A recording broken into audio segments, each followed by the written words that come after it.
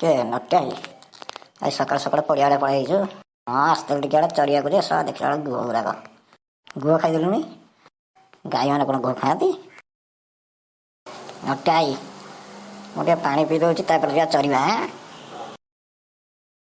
अबे सन्या आई तो गोटे जिनस आज के सरीचु सका ना बे जो नटे आई मुझे सका चरीनी ए पानी टे पी देकी पड़ाई छेड़ी मुझे जाए नटे की सांगे नहीं चरिया आ बुझल पूरे सन्या है आ किसी दिन पता घास घास किसी न आम गाई जाती कौन खाइबे कि कौनटा खाइबा मनीष जहाँ आगुन से गुह खाइबा कौनटा खाइबा कड़ा कि असना कथा कहूँ तू गुह गुरा खाइबा शुणु आम कुंडा खाइले तसु खाइले घास खाइले हगिले लोक नहीं गोबर व्यवहार कर बिल धान फान कले पुणी आमको धान फान कर कुंडा चाउल कुड़ुची ये सब दे आ कौन खाइबा सी सब एथर उल्टा हम जहाँ से खाइबा हगे आम खाइबा हाँ ठीक अच्छे बहुत तू बकिलुणी चरी दे पेट खंड खाई पड़े घास हाँ हाँ चा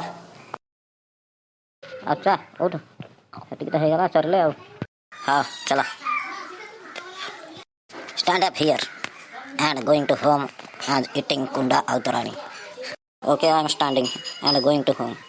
Please follow me.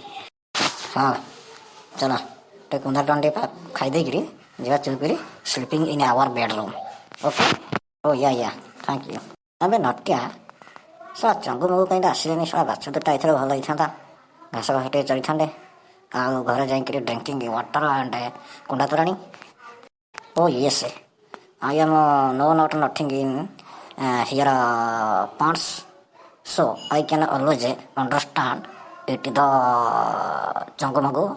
I mean Batsuri to Batsuri. Please go home and eating kundatani and sleeping in a bedroom. Okay?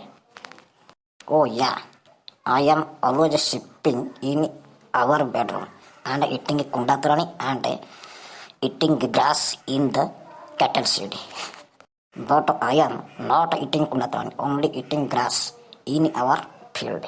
Okay, Mr. Natia? बहुत इंग्लिश चुगेलु ओडिया कह बुझिलुनि तोर जो खंडे English I am stand here but I am feeling only sitting in the ponds side. What is ponds? What is ponds, Mr. Sonia? Please talking about me. What is ponds? Ponds is a powder, just घसिंग and matching in our मुह. So, देखा जीवा glazing. Oh, I am sure. Ponds means in a pokhori, only for pokhori. Pokhori is not a powder, only for drinking waters. Guy and बछड़ी कुकुर छेड़ी मेंढा etc.